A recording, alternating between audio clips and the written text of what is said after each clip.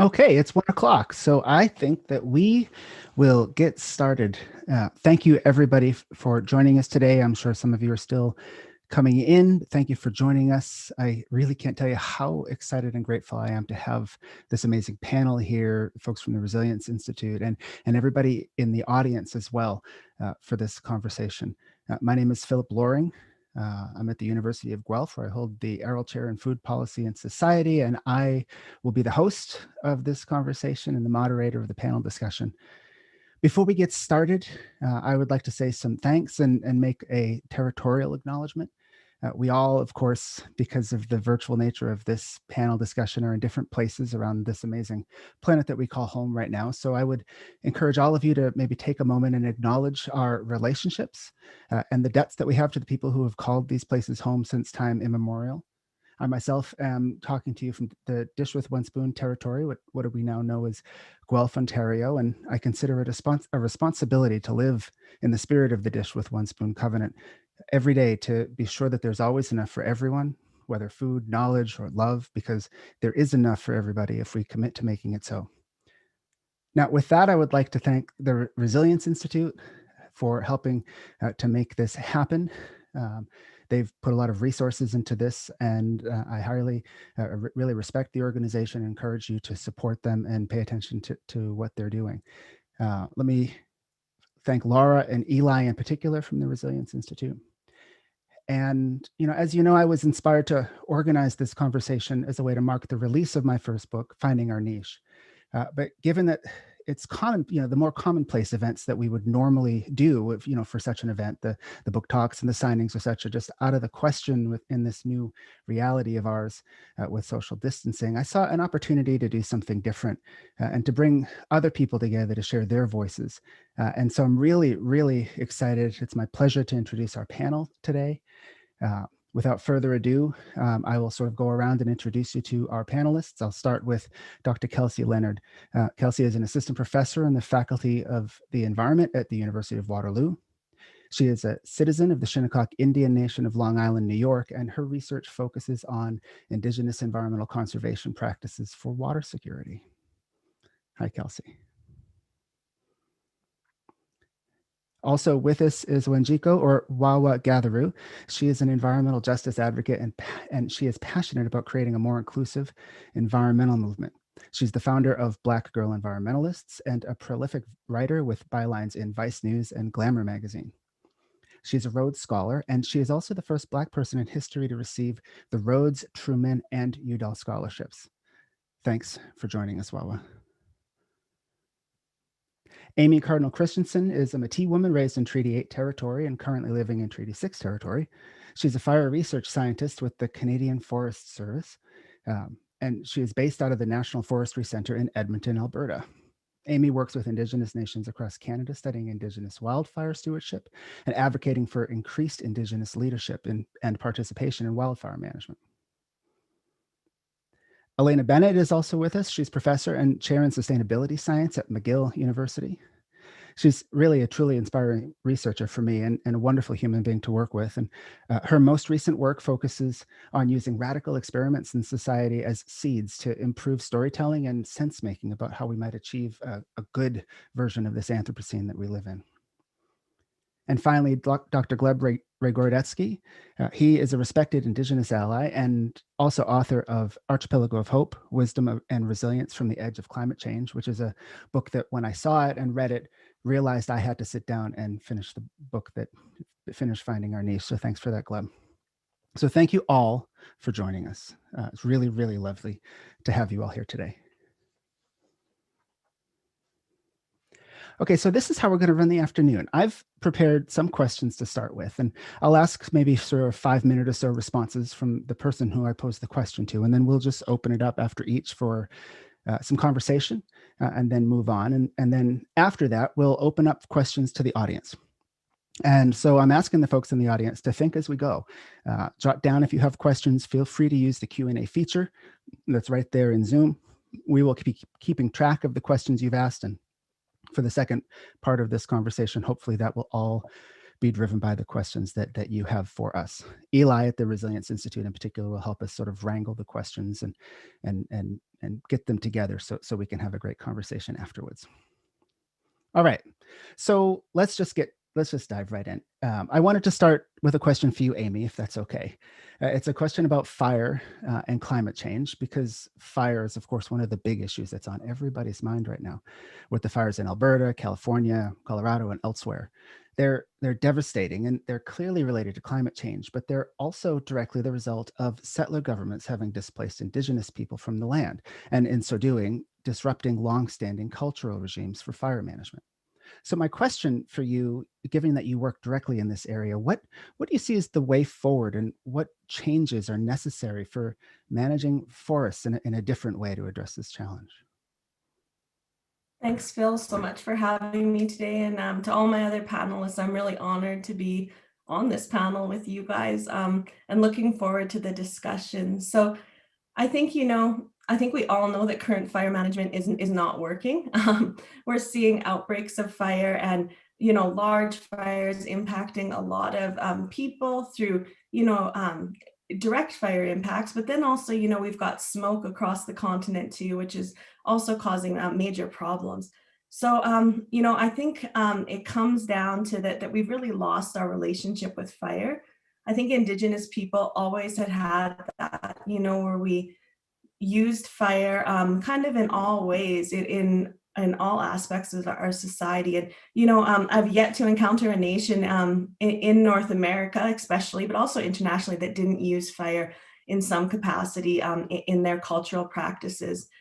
And so, for the Cree, we have a law called Wakoto, and it's basically the law of relations, or, the whole Lion King circle of life thing.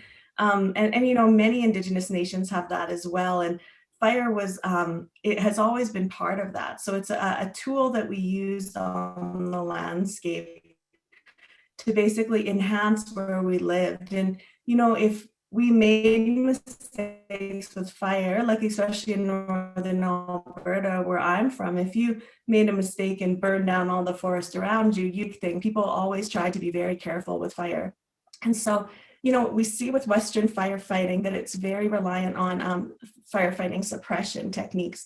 And looking back to, that's lots of those were learned from Indigenous people. I've met elders in BC who told me about drip torches, and we've always kind of thought of that as a Western thing that for fire management, but it actually is from Indigenous people. They would use different types of sap or pitch on the end of long branches to go and light fire in their territory. And I think that the most important thing about Indigenous fire is that it's a time to burn. So you have to burn when the risk is low and when you can achieve the objectives that you've set out. So what we're seeing right now is these fires that are burning when it's not good. So when it's too hot, when it's too windy, and they're getting really out of control.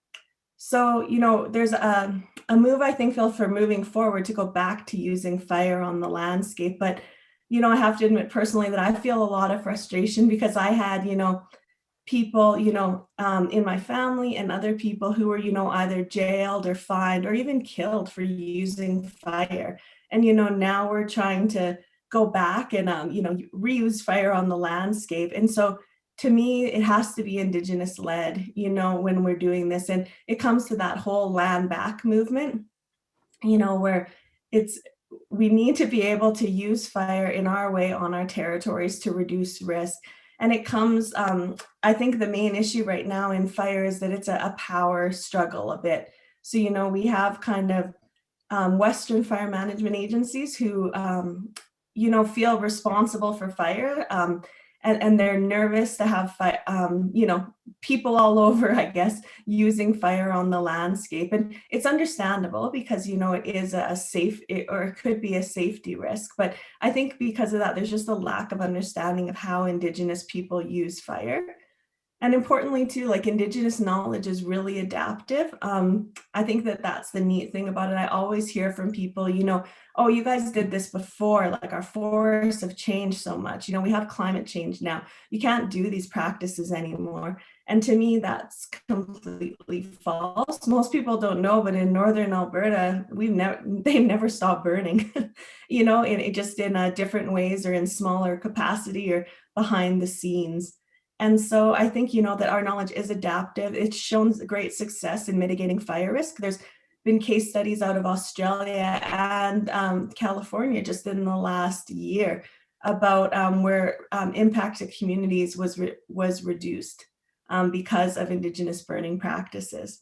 So, I mean, I think the way forward for me, like I was saying, is, you know, getting Indigenous people into fire, but not in kind of the roles that we've been in for the last 50 years, which has just been kind of more, you know, mop up firefighters is mostly what Indigenous people do, but back in leadership positions.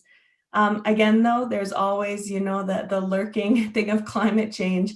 And, you know, Indigenous fire practices can help, but yeah, with like the substantial changes and fast changes from climate change hanging over our head too, you know, we also need to address that too. Thank you for that, Amy. And I really appreciate, well, I appreciate many of those points, all of them. But one of the things that struck me is you mentioned that people often sort of respond to talking about traditional practices with conflating something being old with being irrelevant. And I appreciate that you brought up that this knowledge is adaptive, you know, it's adaptable, and it's sort of an ongoing knowledge is sort of just the product of this ongoing relationship with the practices and with the land. I think that's a really important point. Does anybody else on our panel want to add to or build on that? So the question of fire or these other sort of really big climate change related challenges that we have. Yeah, Gleb. Oh, found the unmute button. I just, to follow up on what Amy said, I think the key in your question and in Amy's answer is the difference between management and relationship. So the way the Western approach is to controlling the environment is through management, which is power over, whereas the Indigenous ways are about building, maintaining, nurturing relationships. And I think that's the way forward. Thanks. Thanks for that. Absolutely agree. Another important point that both Amy and Gleb have raised there is not only the bridging of existing Western management fire practices with Indigenous science and traditional practices around fire, but the understanding of why that hasn't been happening for the past 100 or so years, and really the long-standing ramifications of colonialism and colonization in, you know, post-colonial settler states, if we might call them that, of Australia and Canada and the United States and elsewhere, where it was literally the law. It was prohibited for Indigenous peoples to carry out those traditional practices of fire management. So when we think about the linkages that now has to climate change and to the extreme experiences we're facing with forest fires and wildfires more broadly, it has a direct link to our legal system and to our social systems and the way in which we have come together or not come together as societies. So yes, there are the scientific aspects of how climate change is rapidly changing our world, but also we have to acknowledge some of the disservices that we've done over the past century, if not centuries, to exacerbate the problems that we're now seeing in our environment. Can I add to that, Phil, just with a story? I think Kelsey's point is fantastic. And I was at a meeting recently where some wildfire managers from a province came in, and it was a meeting of Indigenous Firekeepers, and they basically came in and said, okay, well, we know you guys want to burn, but here are all the rules that you have to follow and the procedures, and, you know, you need us to sign off on it, and, you know, but before you can do it, and we need, you know, basically the process takes about a year to get it done. And one of the elders just stood up and said, like, this is ridiculous. Like, I was here, this is my inherent right to burn my territory. And, you know, you guys stopped me from burning. That's created the problem here. So I'm not going to ask you for permission to burn again. And so anyways, it was really interesting, but it sets up this kind of conflict almost between, you know, where it's a big power struggle, like I was saying. So we, like Kelsey was saying, we need to first, I think, address that in fire management before we can begin to move forward. Thank you for that really, really poignant example of the challenge and the conflicts that are sort of part and parcel to all of that. Sort of following up in a way to that, Elena, I have a question for you, and that's, with issues like fire, sort of driven by climate change and also the legacies of our own management or mismanagement, as it were, and a number of other sort of environmental challenges that we face.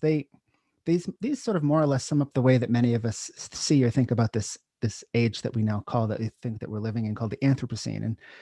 And in your work, though, you're focusing on not just the problems, but bright spots, opportunities to make things better. And I think that's really excellent. So I wonder if you can tell us a little bit about the bright spot perspective, and then maybe reflect on how we as settler scholars can both acknowledge that, the Anthropocene, it's very much this physical manifestation globally of the mistakes of colonialism, but how we can work towards a good one that sort of addresses and dismantles that colonial legacy.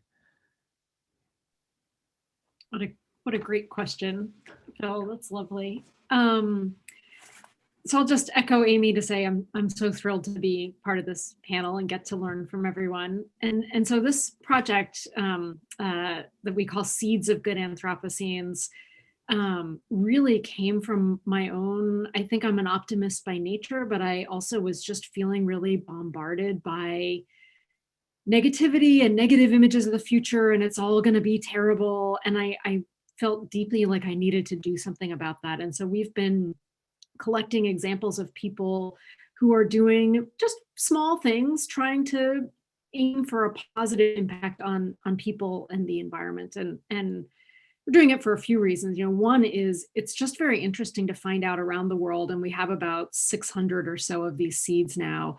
What is it that people actually want from a better future? What is it that they're focused on? By getting those examples, we can try to understand why some of them work, why some spread, what they're all about. We can inspire people to try little things in their communities. And again, I'll echo some of the things that Amy and Gleb both just said, that one of the things that we're finding when we look at these is that it is all about relationships. And it's about surprising relationships. So a lot of times the ones that we're finding start with people trying to improve their environment in some way because we happen to be environmentally focused. But so often the story that gets told to me is, well, I started this because I wanted to improve this little patch of land, or I wanted to, do something with the forest that's in my community. But in doing that, I connected with all the other people in my community. And in connecting with those people, then we were able to address these other problems that might be about education or communication or all sorts of other things. And so it really has been eye-opening to me how front and center relationships with environment and earth, with other people in our community, are to what people hope for when they think about hoping for a good future. And I think, one of the other things that we're doing with these seeds is that we use them for scenario development, which is something that scientists have done for a long time to try to think about what are a few alternative possible futures.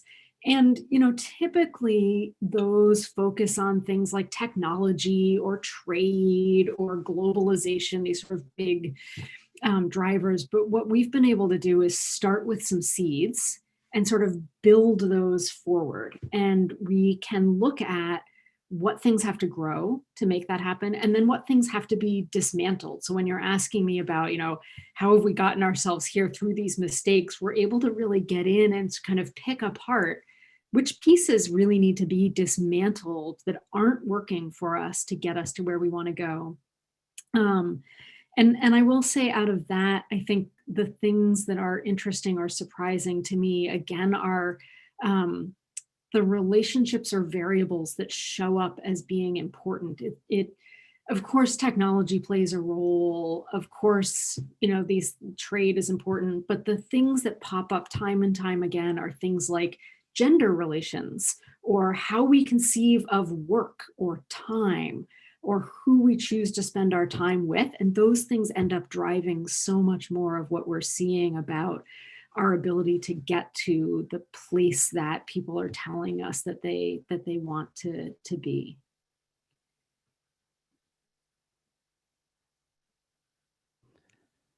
Thank you for that, Elena. And one of the things that, I was thinking when you first started talking, it's amazing that you said you're somewhere in the area of 600 now seeds in the database. I remember when I first started sort of the work, and to sort of dig around or find win-win scenarios, what I write about in the book. At first they seemed sparse, but then all of a sudden they were everywhere, right? And that was a bit of an eye opener, and because I think we're just so inundated with the bad news, which is real and legitimate, but it can be paralyzing too, or sort of eclipse how much possibility there really is. There's one other thing before. I'm curious if anybody else has any other follow-ups to what Elena was saying, but the other thing you mentioned was this idea of how they spread, and these ideas spread. And what I noted was you said spread instead of scale, because one of the critiques we often hear is, well, these solutions are quaint, but they'll never scale up, and that's really sort of an old way of thinking.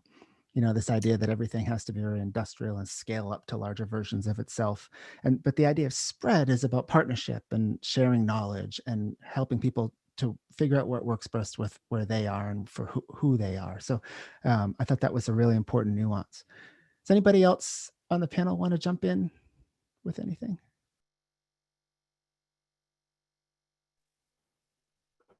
I think too, when talking about relationships, thank you, Elena, that was great. I think too, when talking about relationships, it's not only like with people, but with our, the land around us too.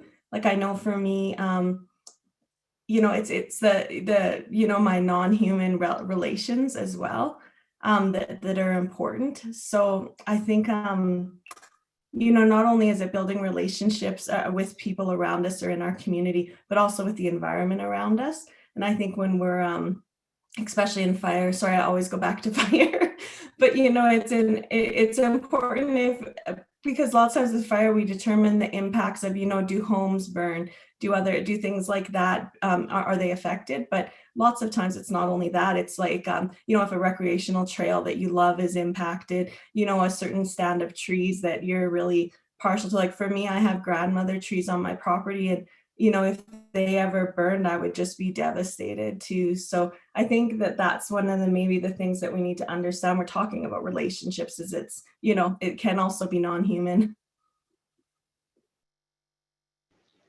If I can chime in, I think this is such a great metaphor and a concept that you're exploring, Elena. What I found, just following up on this idea of scaling up versus spreading, it's critical to connect or to maintain or nurture connections between those bright spots, whether they're initiatives, communities. And in my work, what I found most transformative and profound, if there are opportunities that enable communities to connect with other communities and learn from and share what they've learned through their practice, through their relationships. And the greatest quote unquote scale up comes from being able to support those connections and allow them to organically unfold. Helena, can I just ask you a question about it? Do you see that with like the scaling up or spreading with work? Do you have a specific example you can share? Yeah, I mean, some do scale for sure.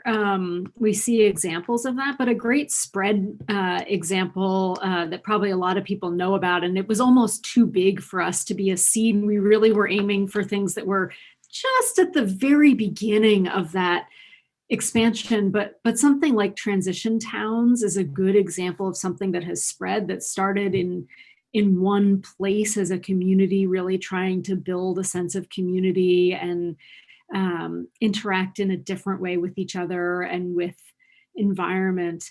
And they've been able to share, just as Gleb was saying, to share information and knowledge so that it has popped up in other towns. But we've been thinking a lot about trying to have something like a confluence event or series of events where we're able to bring people together. We've done some of that across to bring leaders of different seeds together, especially across, it's maybe sectoral or disciplinary boundaries, people who are working on changing financial systems with people who are restoring forests in Scotland with people who are changing social movements in Spain, and sort of get them into the room together, and they'll find connections with each other and be able to share knowledge that they've learned along the way.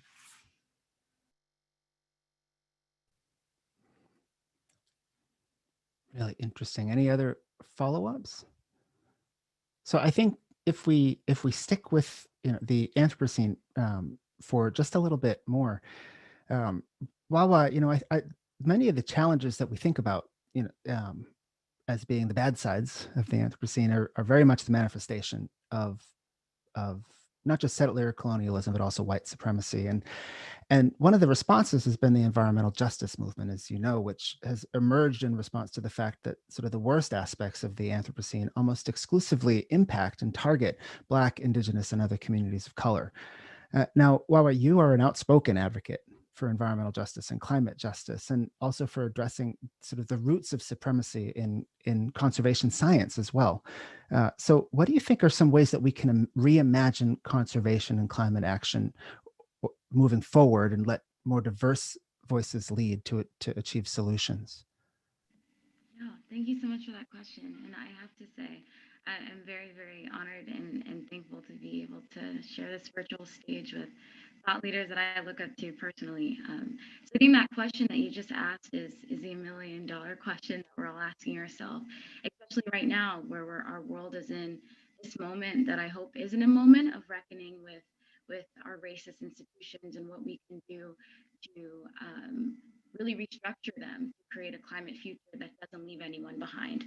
Because the concept of leaving people behind is not something that unfortunately is not new to the environmental conservation sustainability space. So I think the first step and what needs to be done to inform that big ask, that big question of what would it take to have the audacity to think of a climate future that involves all of us, an environmental movement made in the image of all of us, that requires us to have a deep reckoning with the racist histories that underpin the way that the mainstream environmental movement operates.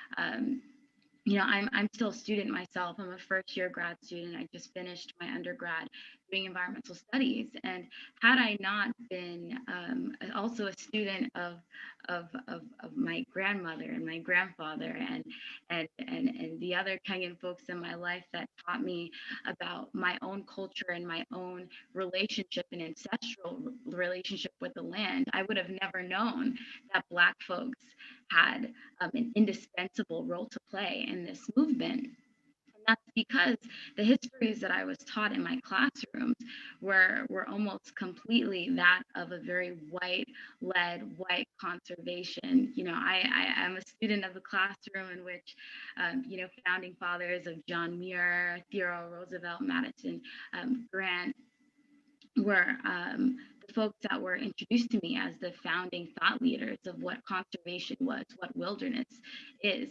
And I think right now, as someone who's kind of been in the movement for, I'd say, around 6 years, I've seen this perpetual reckoning with this history.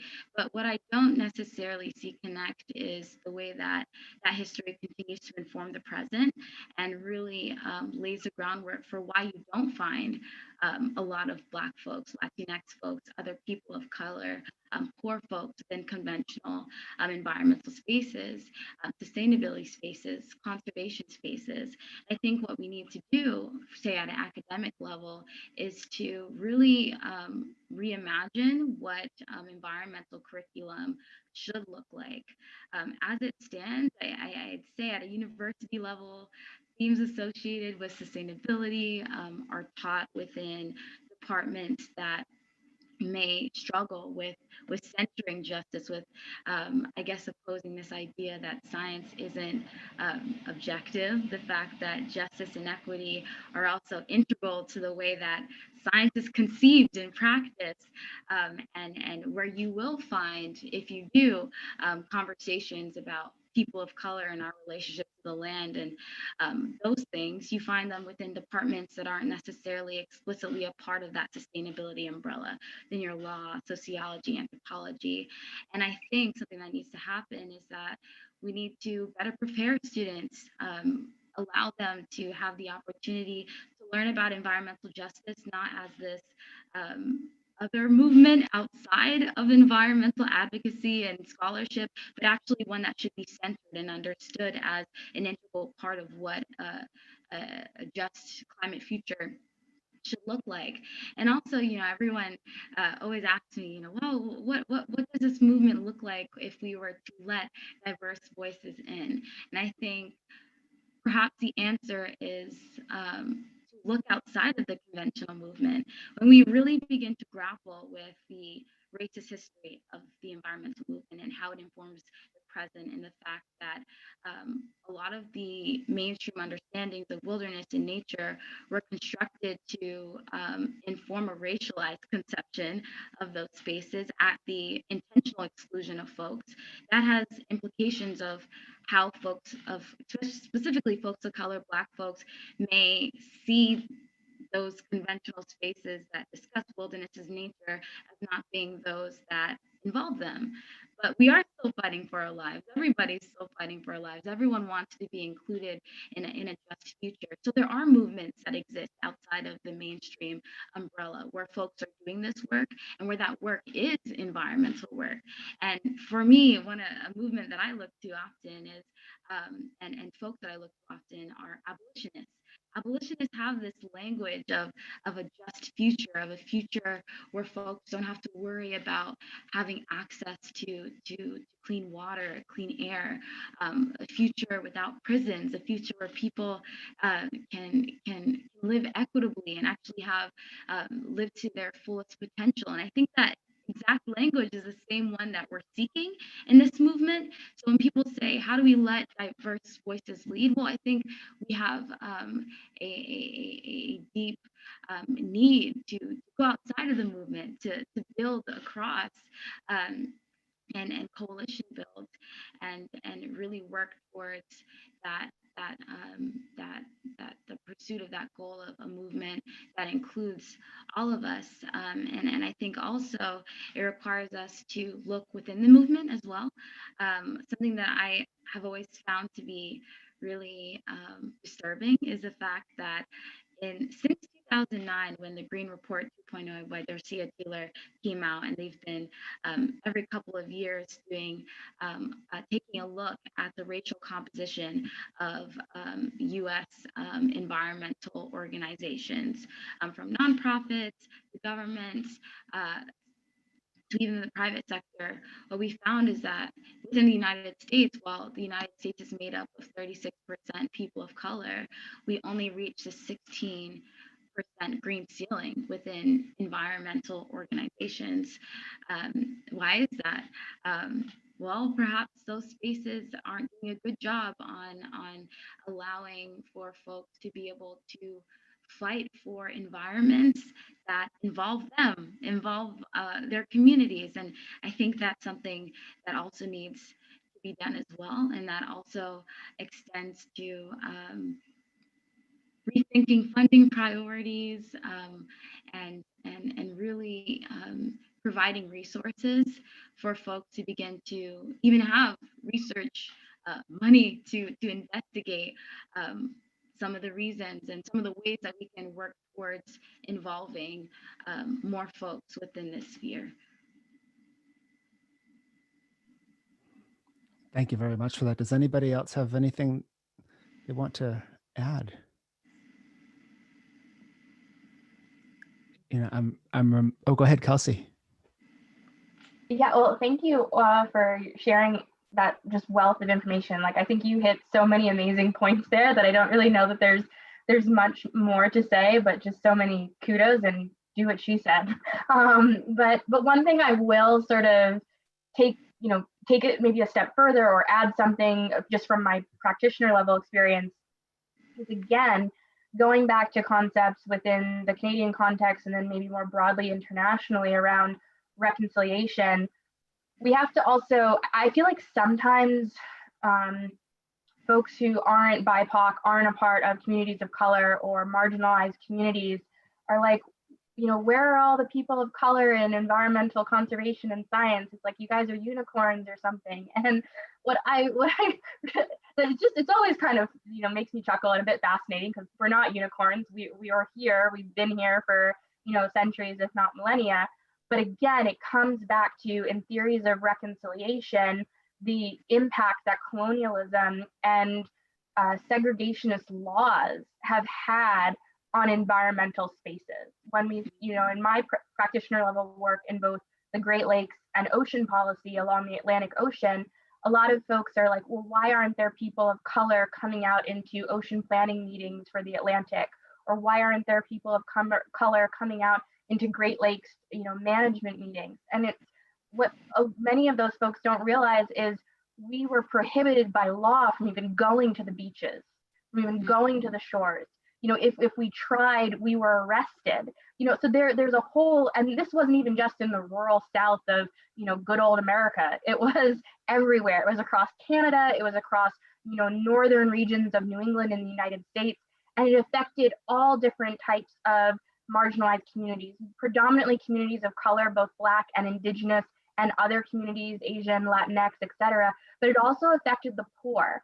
And so when we think about law and property rights, both the segregationist laws that removed the undesirables from the beautiful shoreline, but then also the way in which law established property regimes and redlining so that we couldn't even have homes that were near water, that's a big way in which I now see that disenfranchisement playing out in the missing faces that are at the table. And so we have to come to terms with that legacy, and the non, you know, marginalized community folks, non-people of color folks. If you didn't know that history, you have some education to do. And I think that's also what Walla was getting to, is we're failing in our curriculum and our educational system to adequately tell the history as to how we've come to the current period of conflict and disenfranchisement that we see in the environmental and conservation spaces. Exactly.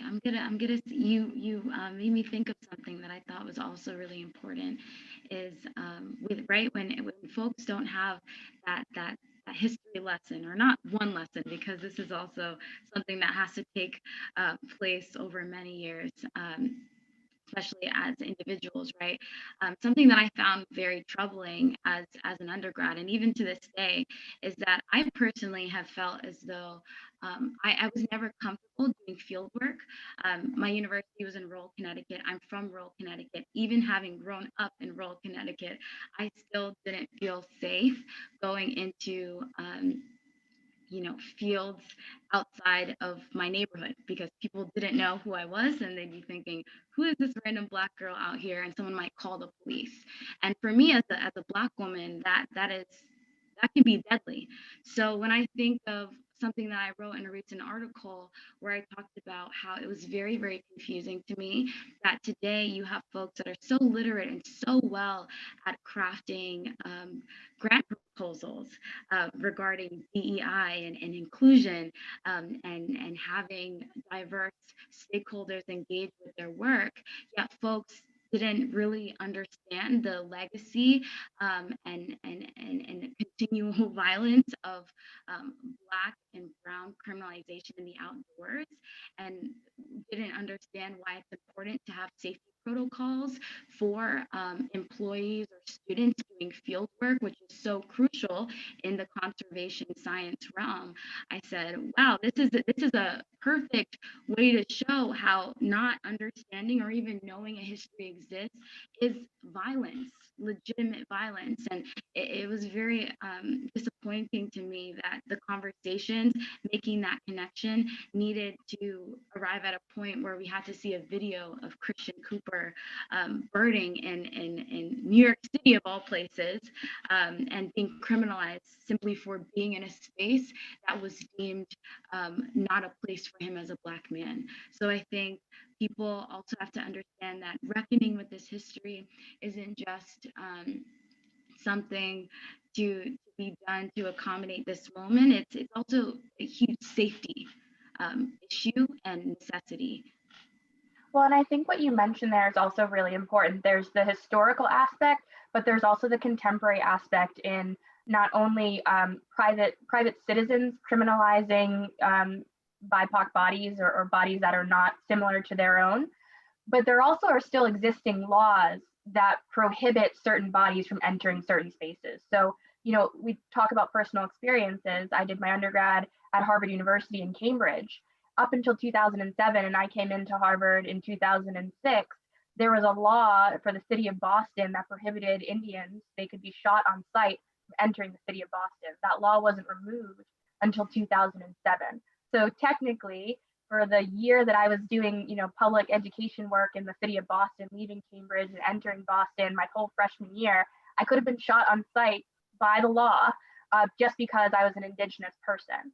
And those laws that are from colonial segregationist periods that maybe were never removed and are still on the books have a very significant impact on the way in which we experience spaces, the way in which spaces are politicized, and how our bodies can be seen as inherently viable as sort of non-majority populations. And, I know Amy can speak to this as well, but that's also where we see, our missing and murdered Indigenous women, epidemic that we have across North America, Turtle Island, being a grave concern as well in environmental and conservation spaces.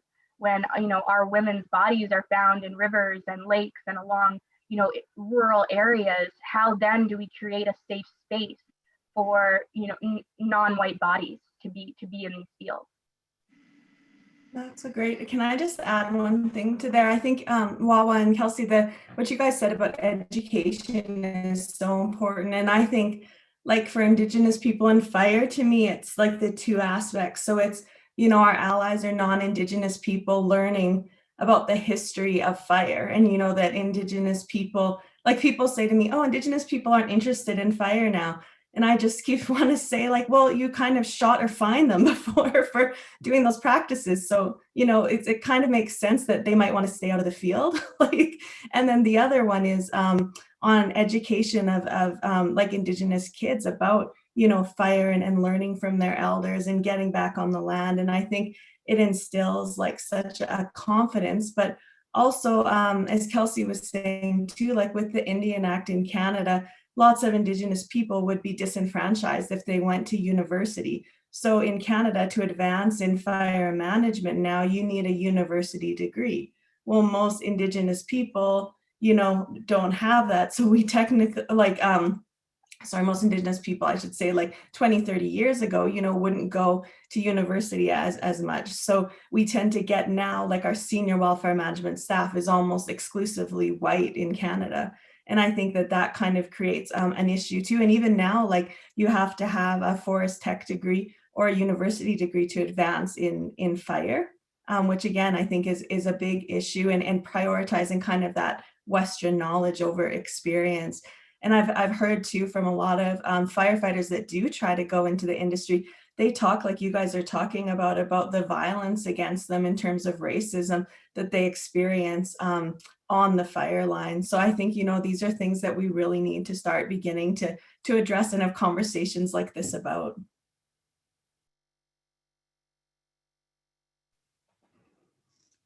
Thank you all for that. Any other comments? I actually have a question that I've received from the audience that pertains to this. It's from Damien Sicarios. I apologize for the pronunciation. How can diverse perspectives of scientific knowledge acquisition on climate justice and environmental stewardship be integrated into mainstream curriculums in academia instead of as side courses such as Indigenous lands management or environmental racism and people of color that only a few people want to access? Good question.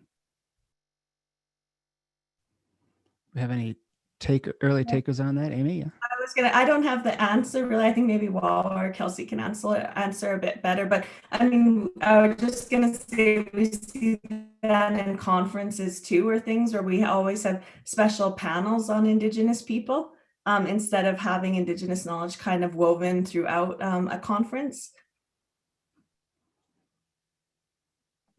That's exactly how I'd answer it. I find this problem also, I guess people like to put me in the youth climate activist bubble.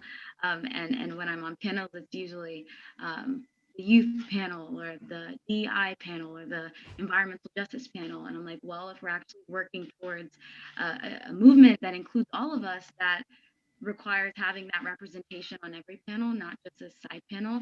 So in terms of our curriculum, it should just be integrated. We should be having, especially having Black, Indigenous folks teaching courses that are required for students doing this, not just as an elective, like so many of us have to take electives to learn our own histories and find that representation. So I think just integrating it, just literally having it part of the curriculum and required curriculum.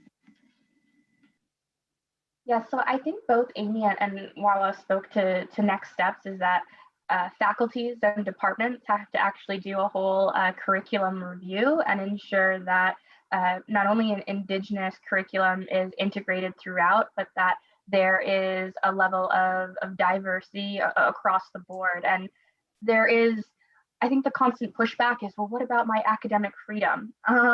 And I think there is space for folks to have academic freedom, but also not to do harm to your students. And I think, you know, the first part of creating welcoming universities and welcoming communities is not to cause harm. And when you create a syllabus that only has one worldview, or for lack of better terminology, white males from the 1900s to the 1950s, because your syllabus has never evolved, you are causing harm. And if you're not allowing any critical review, you know, maybe it's a critical course where you're, you know, doing a retrospective on that type of thinking in that period. But most courses that provide that type of content aren't shaping it in that form, and they're not providing that critical retrospective, and they're not providing the context. They're really creating environments where students think that this is the environmental space, and if they don't see themselves in that space, then they're not welcome. And so it really, the onus is on departments and faculties and universities to start to do some curriculum review, to mandate it, because we've been having these conversations for a few decades about how it should be integrated across the board, and it's not happening on people's own time. I think a lot of that pushback, again, is the academic freedom claims, and so it's on the onus is on the universities and the faculties and the departments to push us a little bit more forward. And then the other item I would say is hire more people of color as faculty. It's, you know, it's kind of basic in that sense of, if we want our students to see themselves in, you know, in the space of conservation and environment and sustainability, then you should have faculty that reflect them. And I think if you don't, then I think you should be honest about the type of faculty that you are offering and the type of education that you are offering. Because I think we make claims about being global and international in our scope of our environmental programs at universities. And in reality, they're from a Canadian national base, or they're from a US national base, and they don't have that global or international perspective. So yeah, curriculum revision and hire more people of color. Excellent. Yeah, I was just going to add quickly to that, Phil. I think that there's a danger in not weaving things throughout, because like for me as an Indigenous person, especially in fire, which is pretty rare, I get asked to sit on a lot of Indigenous panels. And I will say that usually what happens is when we go up to speak, you know, the people who are already our allies or agree with us stay in the room, and then the other people leave. You know, the people maybe that would be best to, you know, hear the message and learn from it. So I think in a way, when you weave things throughout curriculum, throughout conferences, throughout, you know, talks, it almost not forces people to listen. But I think that the special sessions, or like you said, the special courses, aren't really doing anything. Like they're, like Wawa said, maybe hitting a checkbox in the diversity, you know, field, but in reality, maybe not making that. Thank you for that. You know, Kelsey, you know, if thinking a little bit more about this issue of marginalization of peoples and expertise and even erasure, you know, I feel like there's a bit of a juxtaposition of some very different sort of things happening in the world today. Like on the one hand, more and more we're starting to hear very positive stories about programs like Indigenous guardianship, you know, alternative approaches to conservation. But at the same time, we're seeing movements around North America where people are really having to fight for their rights, whether it's the Wet'suwet'en the issues around Indigenous fire or the Mi'kma'ki fisheries out east. And so there's a bit of an interesting juxtaposition there. And then at the same time, we also see other, folks in society sort of leaning towards and talking now more and more about more regenerative practices, more regenerative agriculture. That's the key word now, right? And so much of those practices really draw directly on the ethos of Indigenous stewardship. And so there's this interesting mix in the world right now. And I wonder, do you have any thoughts on how to bring that together without it continuing to erase sort of the Indigenous origins of these of many of these practices, so that it doesn't serve as a tool by which people can lay further claim to Indigenous lands, but in a productive way to actually sort of address the marginalization and erasure and try to solve some of these environmental problems? Well, I think the short answer to that question is give credit where credit is due. That's sort of the phraseology that kept coming back to me and thinking through, what you just asked, that if the regenerative practices that you are putting forward are actually based on Indigenous knowledge and Indigenous knowledge systems, or come from a particular Indigenous community, credit the community, partner with the community, have the community lead the initiative. I think we can get into an unconscious or a conscious tendency of replicating the sort of inherited legacy of intellectual colonialism. It's not even maybe the sort of forceful aspects of colonialism and violence of colonialism in physicality, but there's an intellectual violence that we inherit through colonialism. And that intellectual violence manifests itself when new folks, settlers, claim these regenerative practices as their own without giving credit to the communities that actually created them, have maintained them, have sustained them into the present day. And I think, the path forward for, okay, that makes sense, but how do we do it? It's about creating reciprocal partnerships of mutual benefit, where Indigenous peoples and communities and nations aren't just seen as objects for knowledge extraction, but that we are sovereigns with the full capability and autonomy to lead these projects with allyship and assistance, and that they can be mutually beneficial to both settlers and Indigenous peoples and other communities of color or BIPOC, however we may be building these collective action movements. And I think that there are a lot of really good examples and bright spots where that's happening, but I am still very wary of where our future leads if folks, again, aren't reconciling with that both intellectual and physical legacy of colonialism as it manifests in their daily lives, either consciously or unconsciously. Anybody else on our panel want to follow up at all on that? I know that it's something that was on my mind, even when I was just thinking about how to tell the stories that I tell in my own book, to not sort of cross the line to the point where it sounded like I was telling my story or appropriating that knowledge. But and so it's this, I think the key is in the partnership. And I really liked the phrase partnerships of mutual benefit. And it reminded me again of when Elena was talking about, it's really about relationships first. And also thinking about how, these environmental challenges, they share generally root causes with other societal issues, and at which, and it's relationships that are at the heart of those too. So I really appreciate that answer. Does anybody else have anything they want to add?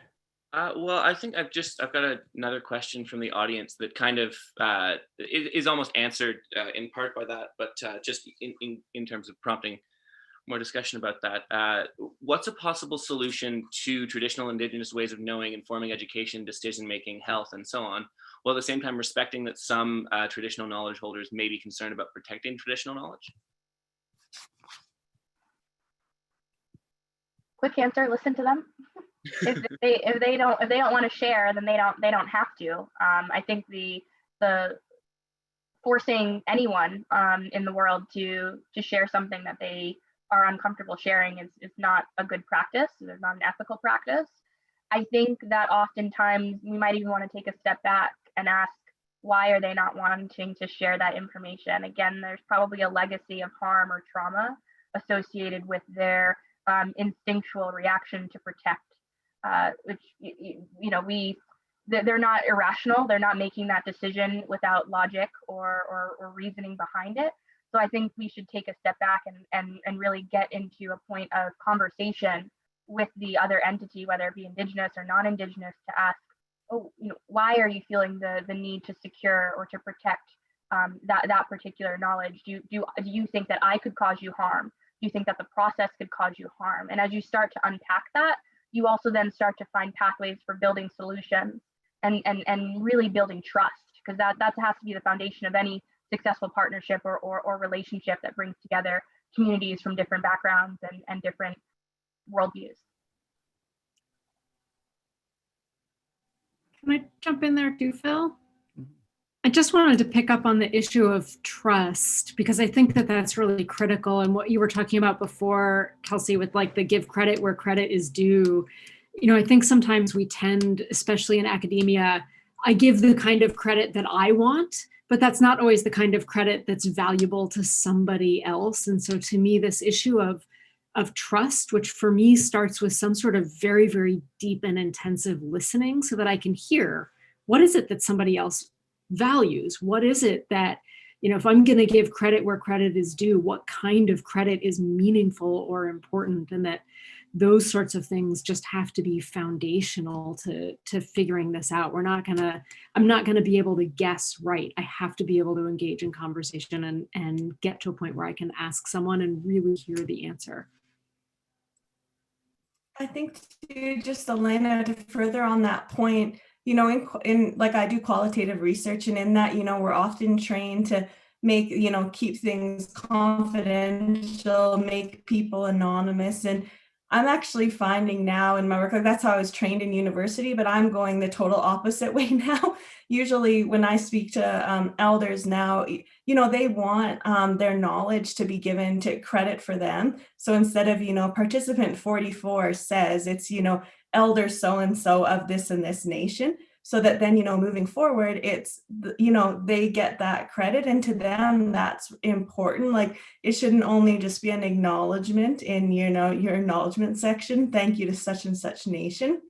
And I think, Kelsey, just picking up on one of your points too, for me, there's this big issue that I see in science around discovery, right? And I think all of us know this. There's always Western scientists that discover things. And I think often of the case of like, you probably saw it on the news, the raptor, like the bird that was spreading fire in Australia. And it became a big news story, wow, birds are spreading fire. But if you go up to Aboriginal people in those territories, they have that, like the raptor in their ceremonies that they've had for millennia of the birds spreading fires. But nobody listened to them until a Western trained scientist went up and observed it happening twice. So for me, there's a real danger there. So yeah, anyways, that's just one explicit example that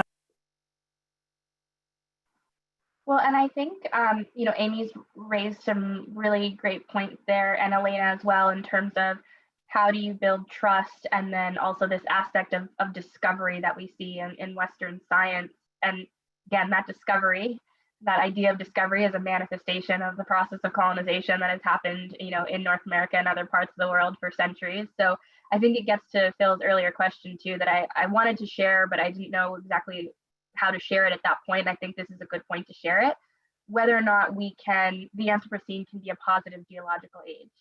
And I think to do that, Zoe Todd and some other Indigenous scholars have dated the Anthropocene to first contact, or to 1492, to the expansion to the New World, to the sort of ramp up of colonization that we saw globally. And I think that if we are going to see the Anthropocene shift to being a geological age in which human activity has a positive influence on our planet and not a negative, we have to reconcile with this long legacy of colonization and how it continues to impact our daily lives. And a big part of that is also this aspect of human centricity, the way in which we operate both in all spaces, as the question was phrased around education and health and science, to place humans as superior to all other beings on the planet. And until we reconcile with shifting and transforming that valuation, where we are no longer superior to all other life on this planet, but stewards of all other life on this planet, and secondary to their existence and their ability to thrive and flourish and naturally evolve, then we're going to keep hitting these consistent obstacles and challenges that we're seeing in our world today. And I think that that's why, getting back to the question, why some traditional knowledge holders are like, no, you can't have my knowledge, because I don't trust that you have the same value system that I do. I don't trust that you are willing to place life on this planet above yourself. I don't trust that you yet have had that guidance or that understanding to gift that to the planet, where you won't be placing yourself as superior. And I'm starting to see, in terms of bright spots or where we could go from here, there's a whole movement around Indigenous data sovereignty. And I think that also could be seen as former colonized states data sovereignty, really thinking through, what does data sovereignty and scientific research look like when communities own the process and have ownership over the process and have control over the process. And I think that could be a path forward, but the foundation is trust and really trying to reshape our value system.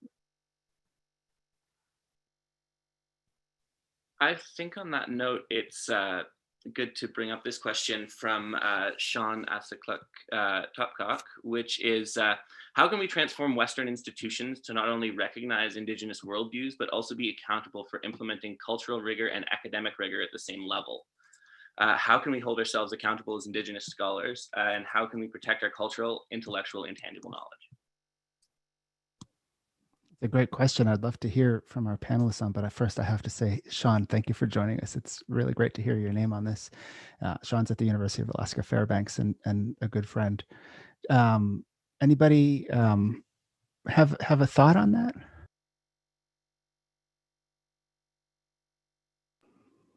I mean, one of the things that struck me, maybe as people are thinking, is I'm thinking back to when I was in graduate school was around the time when there was a lot of flurry in the academic literature and increasingly in classrooms to talk about how to involve Indigenous knowledge in conservation and practice, and it was very extractive. It was, how do we capture, how do we translate, how do we store, and I think that if there's been a shift, it's been away from sort of the knowledge as something you can extract to the expert with whom you can partner. And then there's this sort of level of trust that's involved, where even if the person has knowledge that they do not feel comfortable sharing, you have the trust so that when they can use that knowledge within themselves and provide the wisdom in their own sort of guidance in the way they want to contribute to the conversation, you can trust that as that wisdom and that those suggestions as the embodiment or the enactment of that knowledge, whether or not they're sharing the data. And I do. So for me, I feel like it comes back to sort of getting people to think critically about the difference between expertise and data, and that we've thought for so long about data as this really reductionist, abstract thing that tells some truth about the world, regardless of who is wielding it, to instead think about people and the knowledge and wisdom they hold in the way of knowing that they are working with, and that's valid, and it may be different from yours, and there may be apparent contradictions, but that doesn't mean you're in conflict. It just means there's things that are different about the way you're seeing the issue of the world or the problem that are different, and together the difference can be illuminating. But I think I'm kind of talking a little bit around Sean's question, and I wonder if others have thoughts too. I'll take a quick stab. So I would say for your first question, Sean, on how can we transform Western institutions to not only recognize Indigenous worldviews, but also be accountable for implementing cultural rigor and academic rigor at the same time.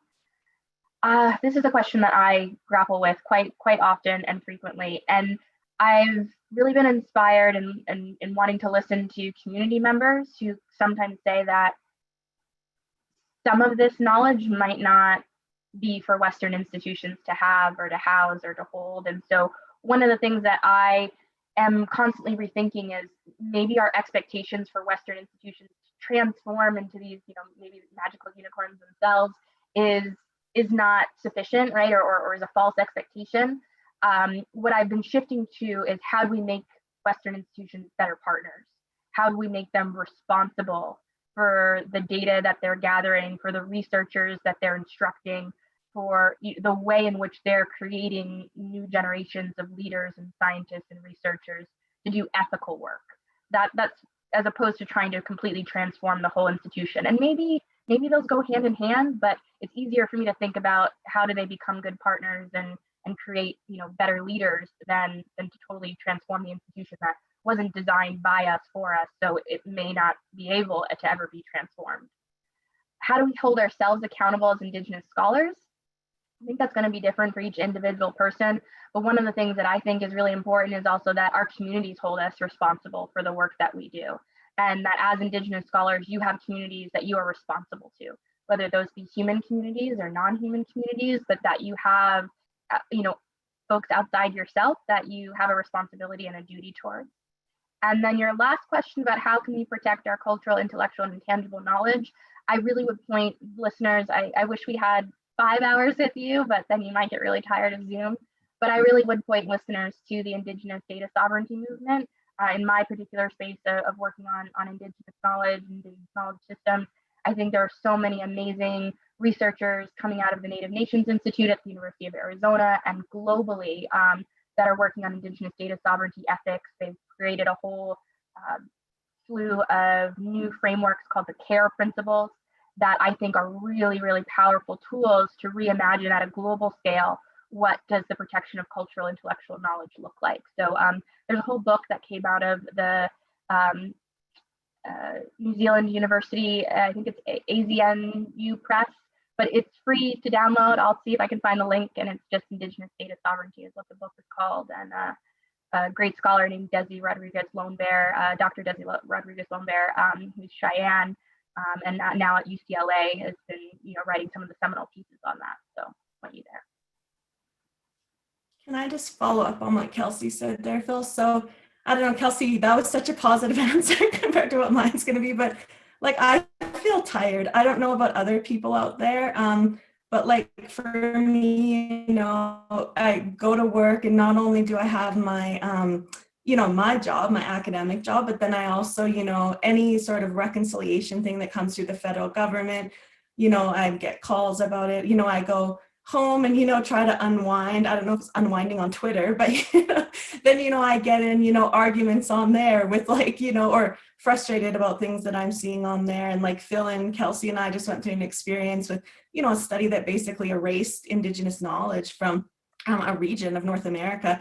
So what I'm finding is that and I'm trying to deal with this myself, is that it's not always on us as Indigenous people, minorities, to do this work. It's also on our allies to step up in these places. So with that, I'm interested too, with Gleb, if you have a comment, or Elena, about how you feel like we can, do basically answer this question, but from an ally perspective. I can try, just based on not to put you on the spot. It's okay. So institutions are just, conventions, constructs governed by a set of rules. So if you want to change the institution, you need to change those rules. And there have been many somewhat successful and unsuccessful attempts to transform that. But the fundamental first step is recognizing power inequality, power imbalance, that even right now, when we as non-Indigenous experts or researchers recognize some value in Indigenous or traditional ecological knowledge, it's always as long as we can prove it or confirm it through conventional Western science. And well, so that's obviously not the way forward. It's better than before, but there's still a long way to go. So attempts at creating ethical processes that guide the process of sharing knowledge, potentially co-creating knowledge, where Western science and Indigenous ways of knowing come together in a respectful way, is one approach that is currently being explored by many. But again, fundamental piece is recognition that Indigenous knowledge, Indigenous institutions of decision-making, governance need to be elevated, need to be empowered in order for any of this to have any positive impact going forward.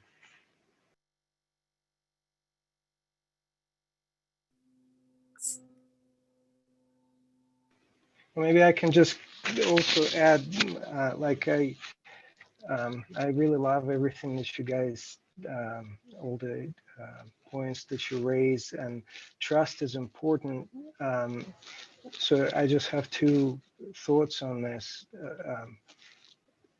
Respect is fundamental, and you cannot develop respect through the way most of the research is done, because it's so short-term, extractive, and so in order for that for trust to develop, you need long-term, deep engagement and partnerships that are based on respect, and a lot of onus is on us, non-Indigenous researchers. We need to do our homework in order for us to be able to enter communities, to enter that space in a way where we don't view ourselves as the researchers coming up with answers, but really we're there to learn and to be humble about our abilities, as well as the need to support communities.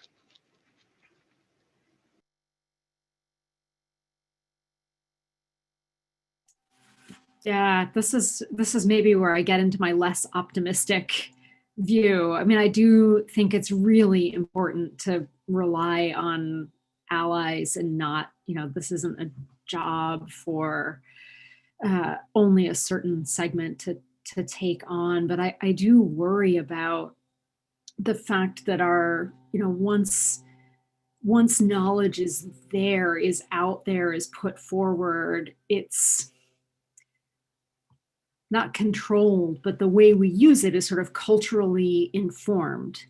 And so if we don't think about the institutions that create those cultures, there's real potential for knowledge that goes out there. Even let's say, Amy, you and I are working together and you trust me and I trust you and we've got a great relationship. But once the knowledge is out there, we don't control any longer how it's used. And that does make me very concerned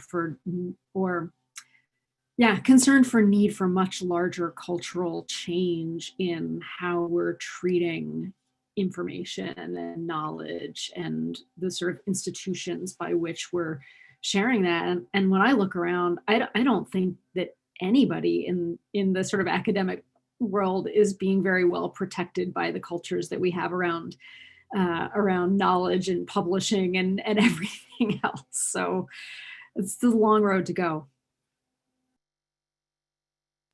I think too, with this, explosion kind of an interest in Indigenous knowledge, is that this is going to be huge coming up. Like, I know for the federal government with the new reconciliation focus, most research that's funded, has to now have an Indigenous component to it. And lots of that is by, I would say, physical scientists who have no training in Indigenous methodologies or research ethics.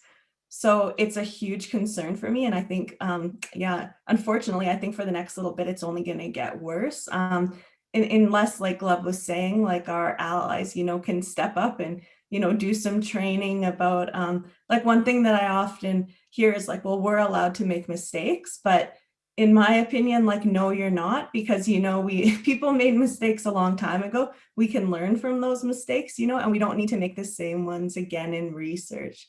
So yeah, that's my thoughts on it. So Gleb, do you have any thoughts to offer from, when you were writing Archipelago of Hope? Both it's a very hopeful, hence the title, piece of work. It also, it involves a lot of stories, of really amazing, stories from around the world. And clearly, I think I mentioned earlier that when I read it, I felt like it embodied a very ethical approach to telling those stories, and ensuring how people were represented. And I wonder if you have any thoughts from that experience of, how we can comport ourselves better as settlers, as allies, to, thinking about what's next after something like Archipelago of Hope? Do you have any thoughts? I have many. I'm just not sure if I can convey them clearly in this presentation. So Archipelago of Hope, um, the main point is that they're not my stories. They're stories that were shared with me by community members that I've been privileged to work with and develop deep relationship with, and they've been entrusted to me with specific permission to share it with the world. But so obviously, I had to convey them in a way that maintain the integrity of that knowledge, that I don't insert myself into those stories, but do justice to the knowledge holders and present those stories in a respectful way. And it sounds very simple, but it's not. And I guess the motivation behind the need for such set of stories is that for a number of years, I was involved in philanthropic community, and it was a recognition of the lack of Indigenous voices in the global arena that motivated my work in the first initiative called Conversations with the Earth.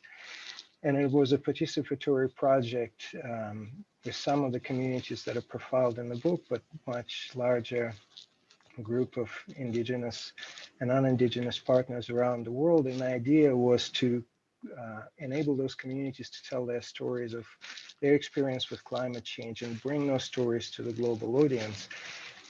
And as we were implementing that project, it became clear that most of the stories were about all the suffering.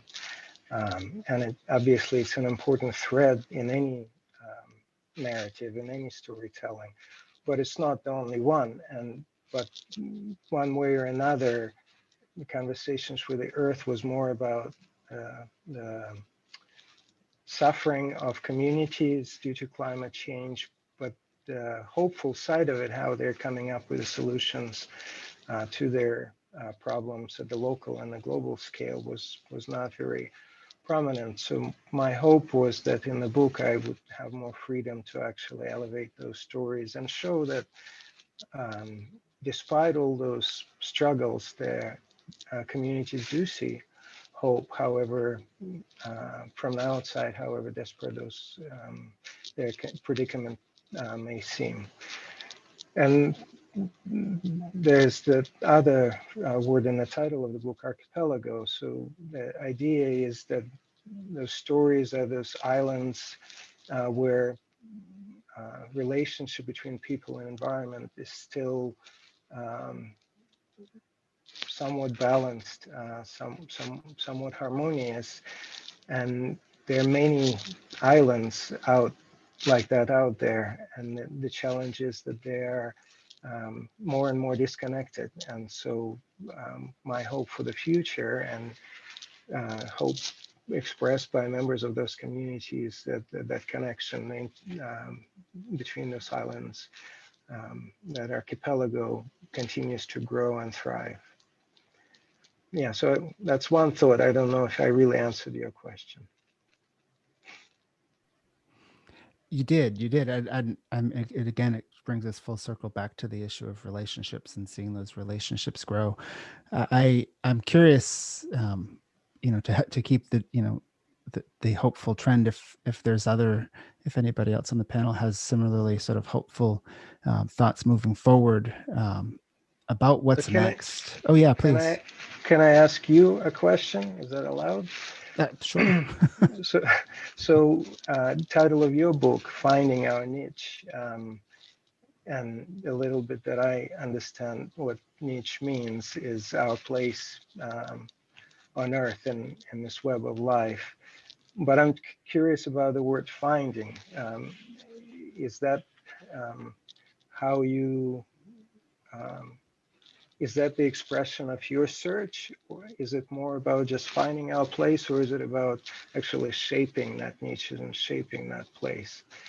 I, yeah, I think it's a little bit of all of that. Certainly, there's a component of the book where it is very much a finding on my own, a telling of parts of my own life, and as I've been sort of learning about sustainability and coming to terms with my own sort of identity as a settler scholar working on sustainability issues in North America.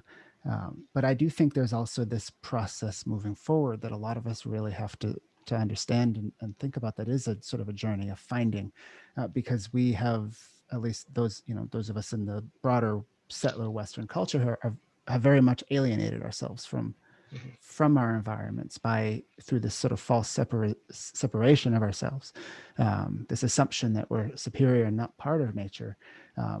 Is going to be a process of figuring out how we fit in, because the assumption often is our impacts are always going to be harmful. There's not an opportunity for belonging in that sort of cultural paradigm of conservation. And so that the word finding is really about that sort of, those personal journeys that I think that we all have to, when I say we, I mean people of sort of the settler Western culture, have to embark on. And they can't happen alone. It also has to be in partnership, again, with relationships. That's certainly my experience, and I think that that's a truism. Yeah, and I think as part of that journey, I guess the two words that come to mind, just reflecting on your book and the hopefulness, we just need to recognize that it's a journey that we're on together. And as most of you who have traveled with partners know, that the only way you can go far is if you have trustworthy, respectful relationship. And so I think that's what gives me hope, if we can continue building on it, continue learning from each other and getting to know each other on that journey. That's how we see it, rather than project by project, or list of check boxes that we need to tick in order to have a successful project. Then I think we'll go far. Thank you for that, Gleb. I see there's a number of questions queuing up in the Q&A section, so I wonder if this would be a good moment maybe to ask Eli to pop in with some more questions from our guests. Absolutely. Just going to look through and find there was a couple that fit together quite well. I'll start off with this. There's a question here. So these two questions, there's one from an anonymous attendee and one from Michael Koski.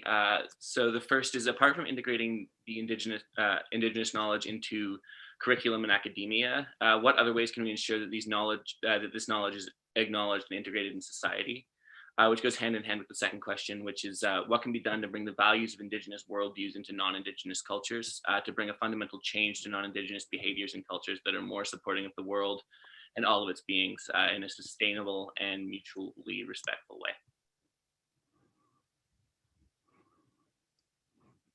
I would love to hear from other folks on the panel, but I think I'll start with the provocative argument that at every opportunity we get, we need to give land back is the first step, because the land is the premise, the platform, and there's trust in that kind of action that I think would have a ripple effect and with respect to relationships with one another, with the land. But does anybody else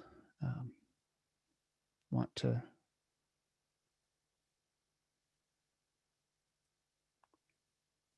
It's not an easy question, Amy. Yeah, I'm just trying to ponder through it as well. So I think, Phil, too, is what you were saying about land back. That's the biggest thing for me. I think there's a real danger here where we, include Indigenous stories or other things in curriculum, or, stories of minorities. And it just becomes that, but there's nothing actually attached to it. So there's like that danger with land acknowledgement, right? Like, now in Canada, we're hearing that before most things, but generally it's just that I acknowledge I'm on this territory and that's it, and not maybe the implications that the upcoming talk or session will actually have for Indigenous people that are living in that territory. So for me, that's the big thing is, that there has to be like action, I guess, kind of linked with those things. So with curriculum, there's maybe opportunities to build relationships with communities or, get people out instead of just learning from a book. But at the same time, that's a danger too, because I know lots of Indigenous communities are overwhelmed with requests from, people that want to learn about them. so yeah, it's a bit of a hard one, how to know exactly how to handle it. And I think like the one example I think of is like Orange Shirt Day, like in Canada, that has had tremendous pickup from schools and and universities. Like every teleconference I was on that day, there was, everyone was wearing their orange shirts, which is great. But at the same time, we're not acknowledging, that there's more children right now in care than during the residential school system, right? So how, and I think that that's maybe some big things that are missing. We tend to kind of just focus on the easy things or the cool aspects about Indigenous culture that agree with our current worldviews, and maybe not the hard things that would make us change, how we manage.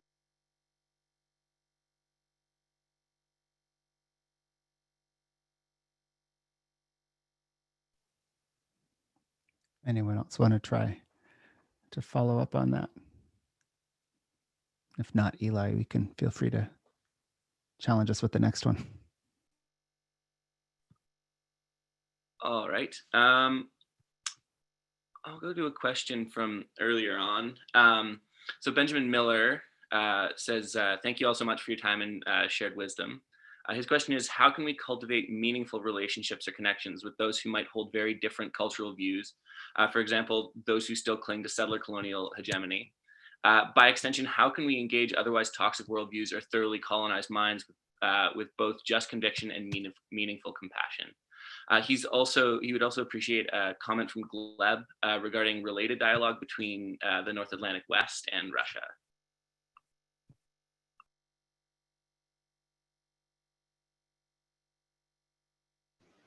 Well, I can't really say much about what's going on with Atlantic Northwest and Russia, but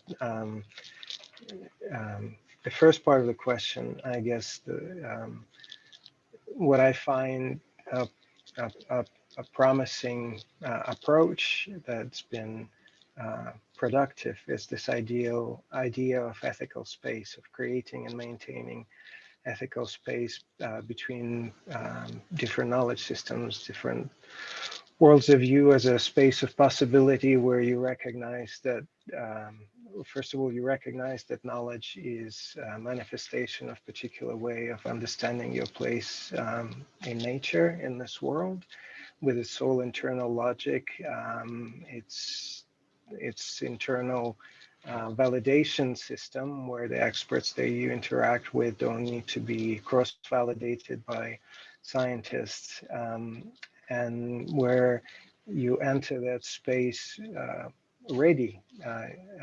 You don't expect the other side to do all the homework for you. So that's an important first step, and there are a number of guiding ethical principles that help maintain that ethical space. For example, for Indigenous working and partnering with Indigenous knowledge holders or Indigenous knowledge systems, it's about recognition of importance of ceremony.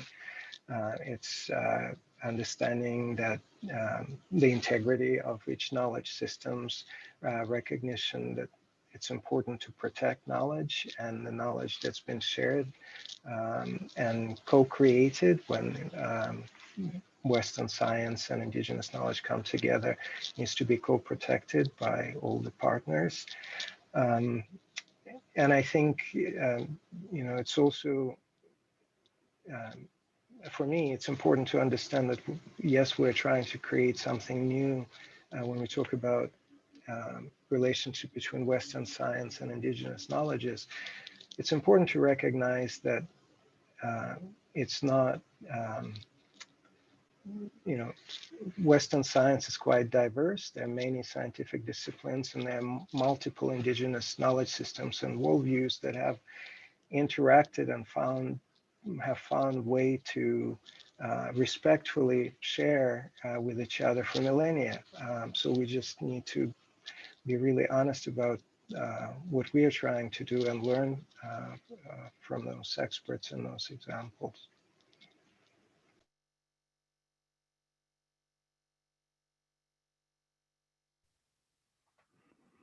Can I also say that I think this is where the power of story is really helpful, because I think in a lot of cases, especially when we think about people who are very sort of entrenched in a very colonial way of seeing things, or sort of an existing sort of system of order and power and who gets to sit at the table, is we're asking them to see and live a different story, and for better or worse, true or not, change like that can be threatening, even if it's not really. But I think that's where the stories come in, and the ability to communicate alternatives that are just qualitatively better and more just and more sustainable.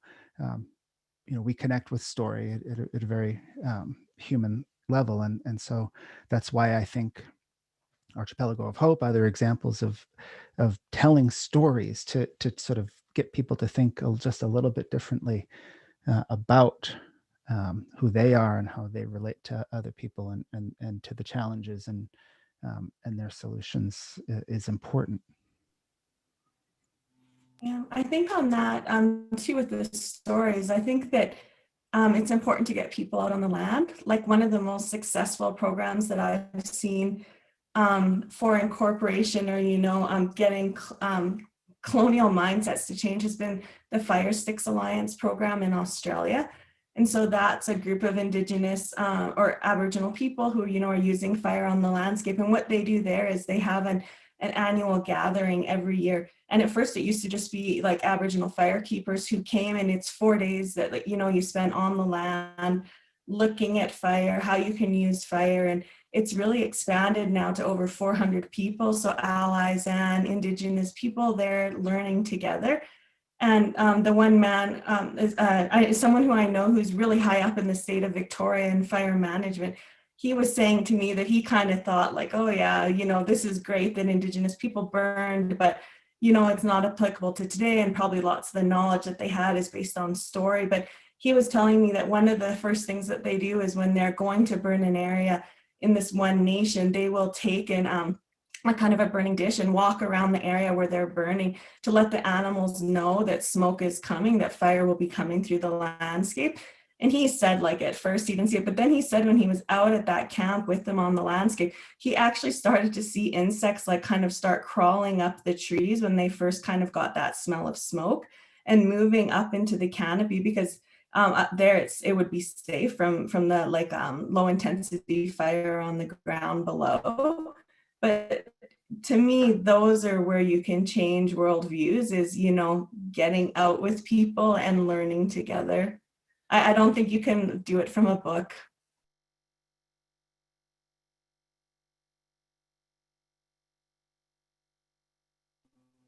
I was going to jump in to say, I think this may be a place where we can learn from some of the climate change communication, where a big part of their message is about looking for places of commonality. And I don't know what those would be, but I wonder about, are there ways to go abstract far enough or go far enough back somehow that we can find some point of connection or communication and then build from there? I don't know if that's feasible or possible, or things are just too different to do that, but maybe.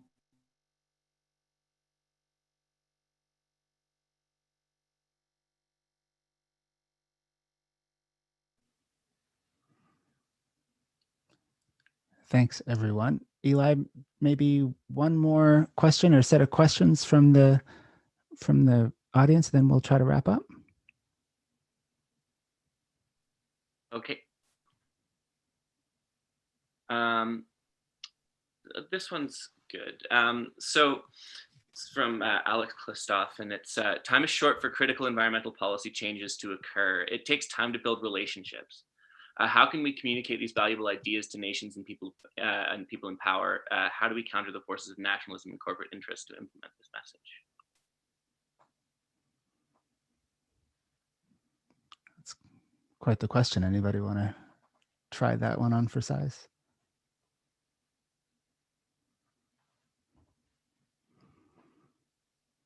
I mean, it's noteworthy that we oh, go Kelsey. I see you've unmuted yourself. I'll let you chime in.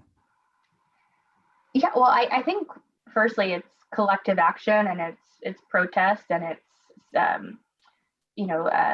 civic engagement, and really sort of putting world leaders to account for their decision making. And I think we're seeing that through the various climate strikes and different environmental justice movements that are happening around our world.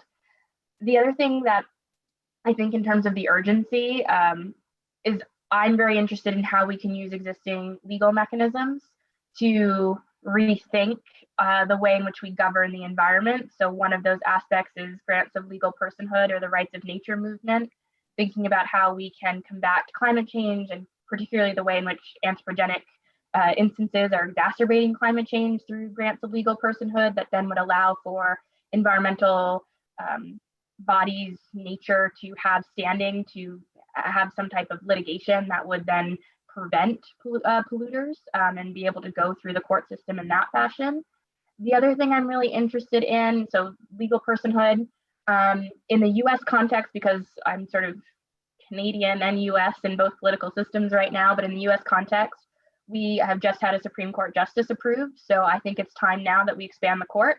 Many federal Indian law rights to the protection of our environment and our sovereignty are decided by SCOTUS, the Supreme Court of the United States, and so it's time that there is an Indigenous justice on the court.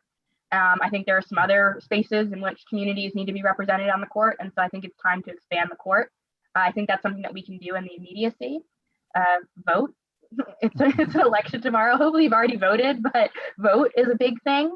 And then after that, I think there's some economic power and some economic instruments that we haven't fully utilized yet that could really shift the way in which we are tackling our current environmental crisis. And particularly with COVID-19 and the pandemic, it has opened up some certain policy windows to think through what some of those economic instruments might be or could be that would be most effective to really restructure some of the capitalistic aims that are damaging our world and our environment. Really excellent answers, Kelsey. Thanks for that.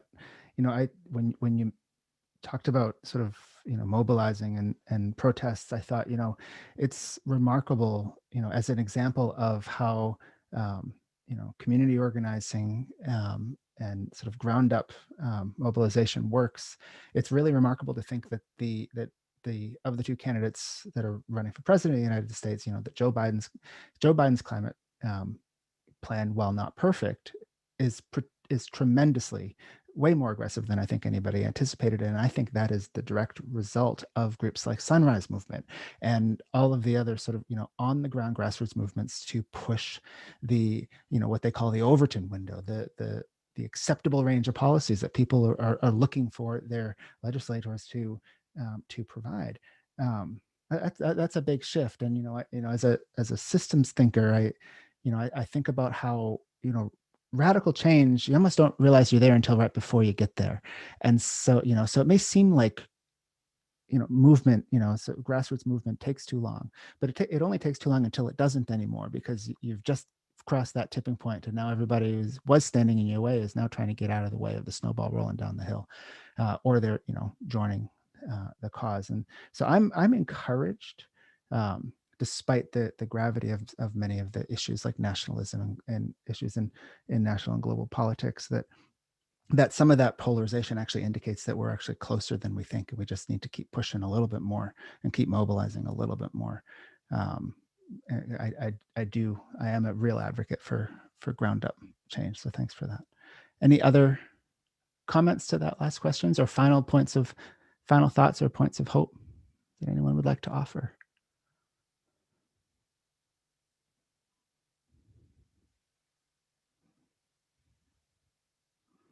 All right. Well, this has just been fantastic. A real pleasure to have all of you on here.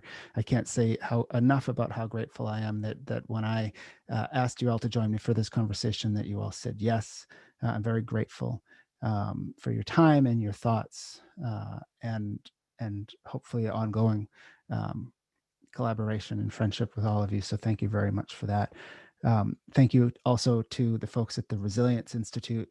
They put all of this on, and I will say, you know, they put all of this on for free, but that doesn't mean it didn't cost anything. And so if anyone feels motivated by this to make a contribution, however small, to the Resilience Institute, know that it would be going into good hands to really, really good work that I think will make a difference. And then I'll allow myself just one plug to say that Finding Our Niche is for sale wherever books are sold. And Elena has the first copy I've ever seen in the wild. I haven't actually even seen my own copies yet. So thanks for holding it up. Thanks everybody for joining, and thanks for your questions. And everybody be safe and be well. Thank you. Thank you, Philip.